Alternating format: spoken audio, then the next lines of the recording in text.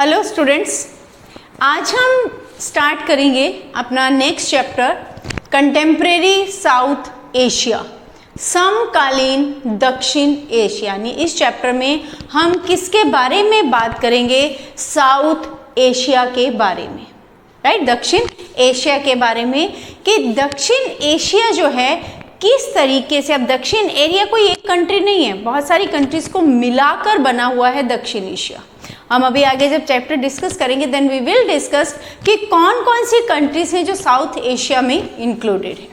But अभी जो हम बात कर रहे हैं कि साउथ एशिया के बारे में, जो हम इस पे पढ़ेंगे कि साउथ एशिया एक ग्लोबल अटेंशन में आया हुआ है। It is south Asia became focus of global attention.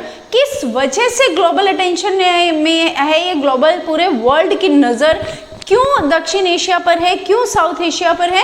Due to various kinds of conflicts, कि जो भी कंट्रीज इसमें इन्वॉल्व हैं, जिन कंट्रीज को मिलाकर ये साउथ एशिया बना है, उन कंट्रीज के बीच में बहुत सारे कन्फ्लिक्ट्स रहते हैं, राइट। तो उन सभी कन्फ्लिक्ट्स की वजह से ये साउथ एशिया जो पूरे वर्ल्ड में हाईलाइटेड है। अब इनमें कन्फ्लिक्ट्स किस तरीके के कन्फ्लिक्ट्स है साउथ एशिया के डिफरेंट कंट्रीज में? Conflicts like border dispute, water sharing dispute. एक ही रिवर है, टू कंट्रीज के बीच में से होकर निकल रही है तो वाटर को लेकर डिस्प्यूट हो जाता है, right, and between the states. तो ये इनके डिस्प्यूट्स हैं जिनकी वजह से साउथ एशिया पूरे वर्ल्ड में ग्लोबल अटेंशन में है, राइट। ग्लोबल अटेंशन का मतलब पूरे वर्ल्ड में इंटरनेशनल लेवल पर सबका ध्यान साउथ एशिया की तरफ है। अब साउथ एशिया में इस पूरे चैप्टर में हमने किसके बारे में डिस्कस करना है कि ये जो कन्फ्लिक्ट्स हैं इनकी नेचर क्या है, किस तरीके के कन्फ्लिक्ट्स हैं डिफरेंट स्टेट्स में, and the cooperation among different countries of this region. कि कन्फ्लिक्ट्स होते हुए भी ये कंट्रीज आपस में एक दूसरे को कैसे कोऑपरेट करती हैं उसके बारे में भी हम इस चैप्टर में बात करेंगे, राइट। सबसे पहले हम ये देखते हैं कि साउथ एशिया में कौन कौन सी कंट्रीज इंक्लूडेड है, कौन सी कंट्रीज हैं जो साउथ एशिया में आती हैं। Bangladesh, Bhutan, Nepal, Maldives, Pakistan and India. Pakistan, India and Sri Lanka, right. 7 countries जो हैं वो मिलकर क्या बनाती हैं? South Asia. कितनी कंट्रीज हैं जो मिलकर साउथ एशिया को बना रही हैं? 7 कंट्रीज, राइट। तो ये आपका 1 मार्क क्वेश्चन में आ सकता है कि how many countries are included in South Asia. कितनी कंट्रीज साउथ एशिया में इंक्लूड होती हैं, राइट। ओके, अब हम बात करते हैं कि ये जितनी भी कंट्रीज हैं इनके गवर्नमेंट का सिस्टम कैसा रहा है, कि क्या यहाँ डेमोक्रेसी रही है या कभी डेमोक्रेसी हो गई, कभी आर्मी रूल हो गया, कभी मोनार्की हो गई, राइट। तो इस तरीके से क्या ये सभी कंट्रीज जो हैं इनकी फॉर्म ऑफ गवर्नमेंट सेम है या समय समय पर उसमें बदलाव आता गया है? सबसे पहले हम बात करते हैं बांग्लादेश। अब बांग्लादेश जो क्या है, बांग्लादेश में इनके बारे में हम डिटेल में आगे डिस्कस करेंगे चैप्टर में। अभी हम सिर्फ पॉइंट्स ले रहे हैं विच आर इम्पॉर्टेंट। बांग्लादेश में जो बांग्लादेश है देशी, उन्होंने दोनों तरह की गवर्नमेंट को एक्सपीरियंस किया है। कौन कौन से? उसमें सिविलियन गवर्नमेंट भी रही है, यानी आम लोगों द्वारा चुनी हुई, डेमोक्रेटिक गवर्नमेंट भी रही है, और उसके बाद उसमें मिलिट्री रूलर्स भी आए हैं, राइट। यानी बांग्लादेश में जब बांग्लादेश आज़ाद हुआ था उस समय से अब तक लेकर कॉन्टिन्यूसली वहाँ पर डेमोक्रेसी नहीं हो पाई। इसी तरीके से भूटान है, भूटान में आज भी मोनार्की है। नेपाल है, नेपाल में भी मोनार्की है, बट डिफरेंस इतना है कि नेपाल में जो मोनार्की है दैट इज कॉन्स्टिट्यूशनल मोनार्की, कि वहाँ पर कॉन्स्टिट्यूशन है, they are following the constitution. Maldives है, मालदीव में क्या है? सल्तनत रहा है टिल 1968। 1968 में ये सल्तनत जो था, जो डिक्टेटरशिप थी यहाँ पर, वो किस में कन्वर्ट हो गई, ट्रांसफॉर्म हो गई into a republic with presidential form of government. यानी यहाँ पर भी कौन सी गवर्नमेंट आ गई? फिर presidential form of government. in June 2005 introduced multi party system. 2005 में यहाँ पर मल्टी पार्टी सिस्टम शुरू हुआ। क्लियर। अब इसी तरीके से अगर हम बात करें पाकिस्तान की, तो पाकिस्तान में भी सिविलियन और मिलिट्री रूलर्स दोनों तरह के रहे। जब ये आज़ाद हुआ था उस समय वहाँ डेमोक्रेसी थी, लेकिन उसके बाद फिर से मिलिट्री रूल आया, दोबारा फिर डेमोक्रेसी आई। अगेन नाउअडेज कहने के लिए आज सिविलियन है, लेकिन इनडायरेक्टली एवरीवन नोज कि वहाँ पर किसका रूल चलता है, आर्मी का। Clear. Then when we talk about India and Sri Lanka, केवल ये साउथ एशिया के जो ये 7 कंट्रीज हैं, इन 7 कंट्रीज में केवल ये 2 कंट्रीज ऐसी हैं जहां पर इन्होंने, जब से डेमोक्रेसी यहाँ इस्टेब्लिश हुई है, जब से ये कंट्रीज आज़ाद हुई हैं, तब से लेकर आज तक केवल इन 2 कंट्रीज में डेमोक्रेसी है, कॉन्टिन्यूसली डेमोक्रेसी एस्टैब्लिश है, राइट। एक्सेप्ट दीज 2 कंट्री, बाकी की जो 5 कंट्रीज है यहाँ समय समय पर गवर्नमेंट की फॉर्म ऑफ गवर्नमेंट जो है वो बदलती रही है। India democracy since got independence from British, Sri Lanka democracy since got independence from British, right. ये तो बात हो गई कि साउथ एशिया में कौन कौन सी कंट्रीज हैं। इन्हीं में से ही आपका, जैसे हमने बात की है कि मालदीव में सल्तनत रहा 1968 तक, 1968 में वहाँ पर प्रेसिडेंशियल फॉर्म ऑफ गवर्नमेंट आई, 2005 में मल्टी पार्टी सिस्टम इंट्रोड्यूस हुआ। All these can come as an 1 mark question. Which type of which form of government is in Nepal, monarchy, in constitutional monarchy, in Bhutan monarchy, in Bangladesh experienced both, right? So it can come, which country of or which countries of South Asia are continuously enjoying independence और form of democratic form of government since independence. तो कौन सी 2 countries आएंगी, that are India and Sri Lanka. Again your 1 mark और 2 mark question. तो इस तरह से डिफरेंट क्वेश्चंस जो हैं that can come from this part, right. Okay, then अब इन सभी के बावजूद, अब ये जितनी भी साउथ एशिया की कंट्री हैं, despite the mixed record of democratic experiences, mixed record है, यानी किसी का सिर्फ मिलिट्री रूल का भी एक्सपीरियंस है, किसी का सिविलियन गवर्नमेंट यानी डेमोक्रेसी का भी एक्सपीरियंस है, कहीं मोनार्की है, कहीं कॉन्स्टिट्यूशनल मोनार्की। उसके बावजूद these country prefer representative government. ये जो कंट्रीज हैं 7 की 7, ये किस टाइप के गवर्नमेंट को, फॉर्म ऑफ गवर्नमेंट को प्रेफर करती हैं, डेमोक्रेटिक फॉर्म ऑफ गवर्नमेंट। कौन सी democratic form of government, representative, जिसमें लोग अपने रिप्रेजेंटेटिव को चूज करते हैं through the elections over any other form of democracy, right. अब अगर हम बात करें कि हमने इसमें बात की थी बॉर्डर डिस्प्यूट की, कि इनमें जो साउथ एशिया के डिफरेंट कंट्रीज हैं इनमें बॉर्डर डिस्प्यूट है। बॉर्डर डिस्प्यूट क्यों है, क्योंकि साउथ एशिया के डिफरेंट कंट्रीज की जो बाउंड्रीज हैं, कंट्रीज की जो बाउंड्रीज हैं दैट आर नॉट क्लियर्ड, उन पर वो क्लियर नहीं है। अब चाइना, अगर हम वर्ल्ड का मैप देखें, ग्लोब में देखें, तो ग्लोब में चाइना जो है एशिया में ही पड़ता है, साउथ एशिया में, लेकिन इसको साउथ एशिया रीजन में इंक्लूड नहीं किया जाता। China is not considered to be the part of this region. South Asia का चाइना को पार्ट नहीं माना जाता। Is it clear? ओके, तो ये तो हमने अभी तक बात की है सिर्फ थोड़ी बैकग्राउंड की साउथ एशिया की, कि साउथ एशिया क्या है, कौन कौन सी कंट्रीज हैं, हर जो भी इसके कंट्री मेंबर्स हैं उनमें किस टाइप की जो है फॉर्म ऑफ गवर्नमेंट है, राइट, और किस तरीके के कन्फ्लिक्ट्स हैं इन कंट्रीज में। Now we are going to discuss in detail, हर कंट्री के बारे में अब हम डिटेल में डिस्कस करेंगे। सबसे पहले हम बात करते हैं इंडिया एंड पाकिस्तान, राइट, कि पाकिस्तान में जो गवर्नमेंट है, पाकिस्तान ने जब आज़ादी ली थी उसके बाद से अब तक पाकिस्तान में कब और कौन सी सरकार आई। अब पाकिस्तान के बारे में डिस्कस करने से पहले थोड़ा सा एक पॉइंट है जो हमारा रह गया है, दैट इज़ मोस्ट इम्पॉर्टेंट, तो हम पहले उसकी बात करते हैं, फिर हम बात करेंगे पाकिस्तान के बारे में।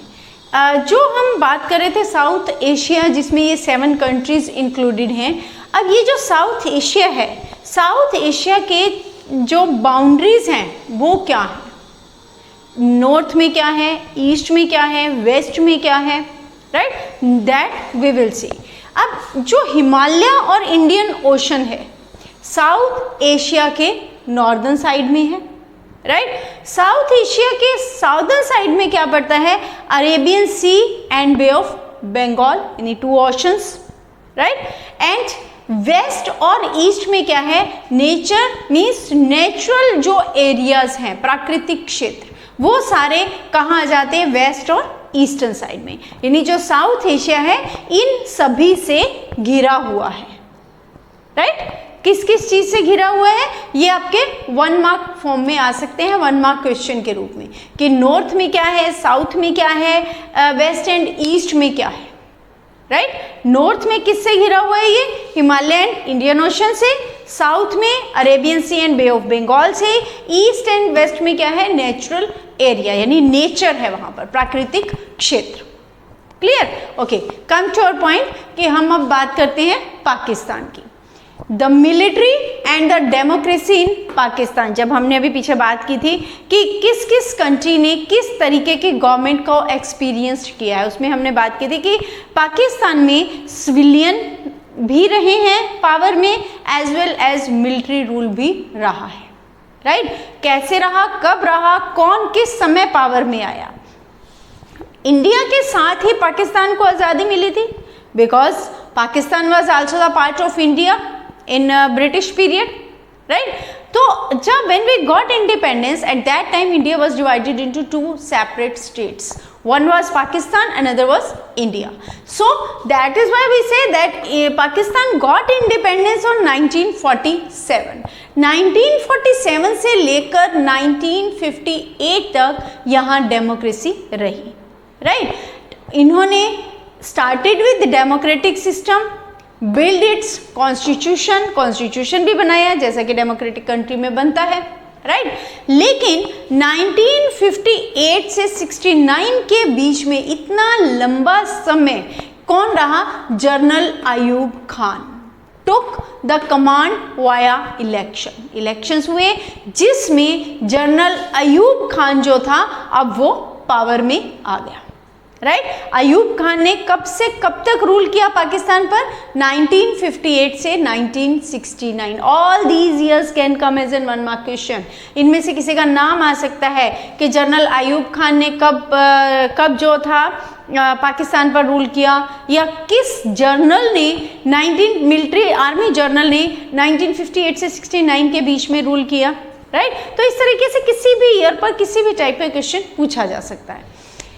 1958 से 59 तक रहे जनरल अयूब खान।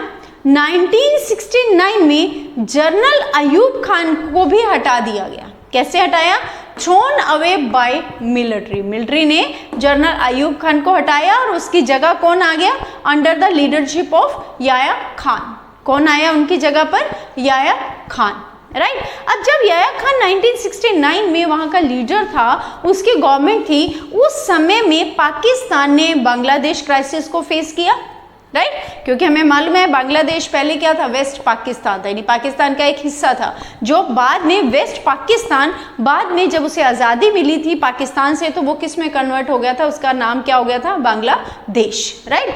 तो बांग्लादेश क्राइसिस हुए, उसी समय में इंडिया की पाकिस्तान के साथ लड़ाई भी हुई थी 1971 में, राइट। तो ये 2 चीज़ें जो थी, मेन जो सिचुएशंस थी, वो फेस करनी पड़ी थी याया खान को। Clear, okay. 1971 में, यानी 69 से 71 तक याया खान रहा। किसको हटाकर आया था, ये अयूब खान को। 1971 में फिर इलेक्टेड, क्योंकि जो याया खान था ये आम लोगों के बीच में, जो कॉमन पीपल थे उनके बीच में अब इसकी पॉपुलैरिटी खत्म हो चुकी थी। क्यों खत्म हो गई थी, इंडिया वार के वजह से, as well as Bangladesh crisis की वजह से, राइट। तो 1971 में elected government formed under the leadership of Zulfikar Ali Bhutto. फिर डेमोक्रेटिक गवर्नमेंट स्टार्ट हो गई। अभी तक क्या था, मिलिट्री रूल, पहले हमने पढ़ा डेमोक्रेटिक गवर्नमेंट थी, आर्मी रूल आया, अब फिर से डेमोक्रेटिक गवर्नमेंट हो गई इसमें। क्लियर, अब लीडर कौन था, leader was Zulfikar Ali Bhutto, right. 1977 में फिर से यहाँ डेमोक्रेटिक डेमोक्रेसी को हटा दिया गया। अब फिर से जो अली भुट्टो था उसकी जगह पर कौन आ गया, जनरल जियाउल हक, राइट, जियाउल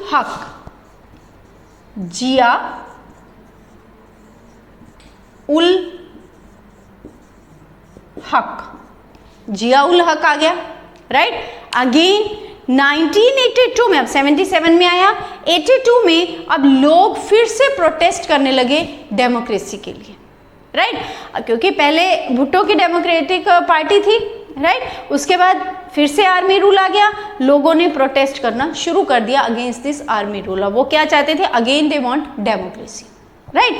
1988 में फिर से इलेक्शन हुए, elected democracy establish under the leadership of Benazir Bhutto and Nawaz Sharif. Benazir Bhutto और नवाज शरीफ दोनों ने मिलकर वहां पर कोalition गवर्नमेंट बनाई, राइट।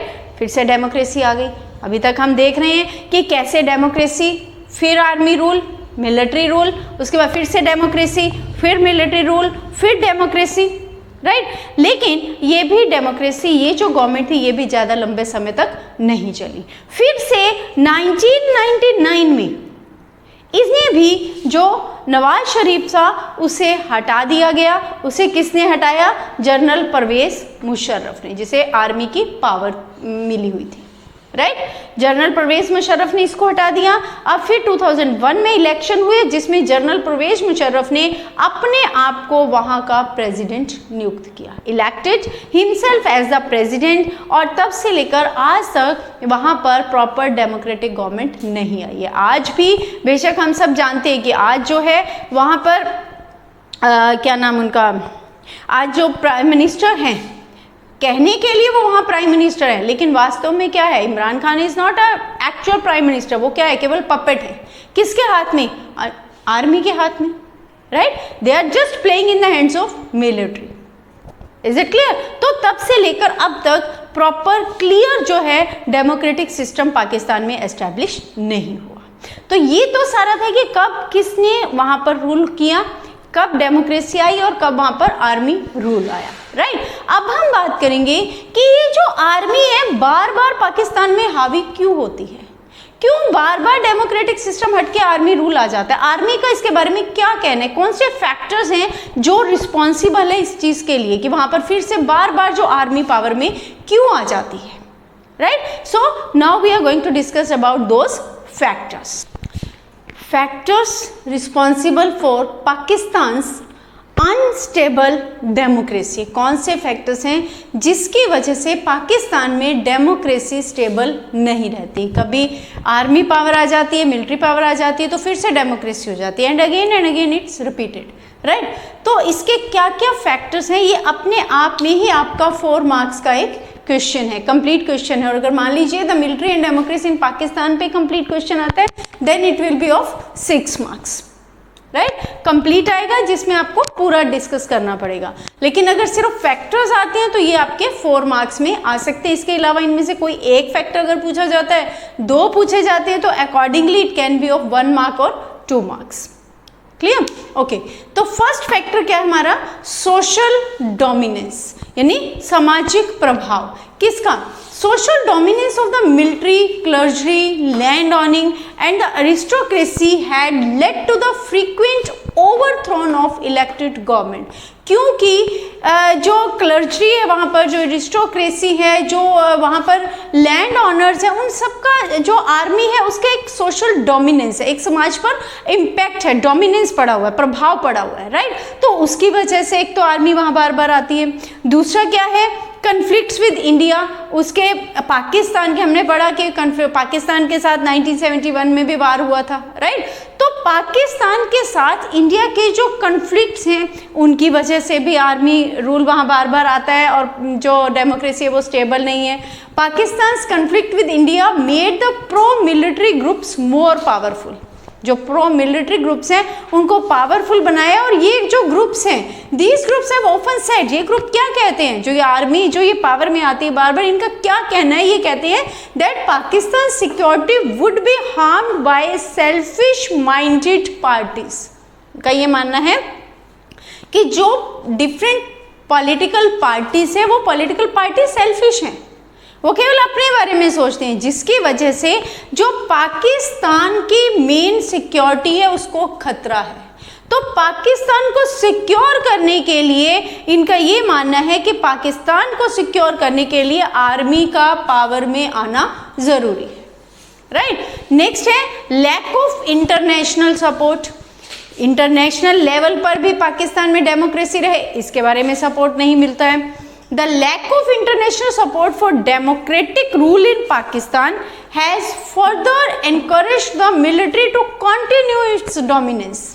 क्योंकि दूसरी कंट्रीज सपोर्ट ही नहीं करती है इस मामले में कि आर्मी अपना रूल यहाँ छोड़कर मिलिट्री की डोमिनेंस यहाँ खत्म हो और यहाँ डेमोक्रेसी एस्टेब्लिश। उसका कारण क्या है? क्योंकि उसके पीछे इंटरनेशनल जो दूसरी कंट्रीज हैं जो ऑलरेडी डोमिनेंस में है वर्ल्ड में, उनका अपना मतलब है, राइट। वो क्या है? जैसे the US and other western countries have encouraged the military authoritarian rule in the past for their own reasons. अपने फायदे के लिए जो वेस्टर्न कंट्रीज हैं, यूएस है जो, उसने यहाँ पर आर्मी रूल को बढ़ावा दिया है, आर्मी रूल को बार बार इनकरेज किया है। तो ये भी एक कारण है कि यहाँ पर जो है डेमोक्रेसी स्टेबल नहीं रहती है। नेक्स्ट है global Islamic terrorism. We all know very well कि पाकिस्तान एट प्रेजेंट भी किसके लिए ज़्यादा माना जा रहा है? टेररिज्म के लिए, कि टेररिज्म को बढ़ावा दे रहा है, राइट। तो there is a fear of the threat, इसलिए किसी तरह के एक तरीके से वहाँ एक खतरा है, किस चीज़ का? Called global Islamic terrorism and apprehensions that Pakistan's nuclear arsenals might fall into the hands of these terrorist group. ये भी डर है कि अगर यहाँ पर पॉलिटिकल पार्टीज आएंगे, अगर यहाँ डेमोक्रेटिक रूल होगा, तो हो सकता है कि जो न्यूक्लियर वेपन्स हैं आर्मी के पास, वो किसके हाथों में चले जाएं? इन जो टेररिस्ट ग्रुप्स हैं, जो इस्लामिक टेररिज्म जो वहाँ पर है, उनके हाथों में जा सकते हैं, राइट। तो ये भी कहीं ना कहीं एक डर है, जिसकी वजह से वहाँ बार बार किसका रूल आ जाता है? आर्मी का, मिलिट्री का, right. So these are different factors, these are different reasons, जिसकी वजह से पाकिस्तान में जो डेमोक्रेसी है वो अनस्टेबल है, कंटिन्यू नहीं रहती है। Okay, so this is all about the military and the democracy in Pakistan. अगर आपको ये लेक्चर समझ में आया है, अच्छा लगा है, तो आप प्लीज़ लाइक और शेयर और सब्सक्राइब करना मत भूलिएगा। Thank you.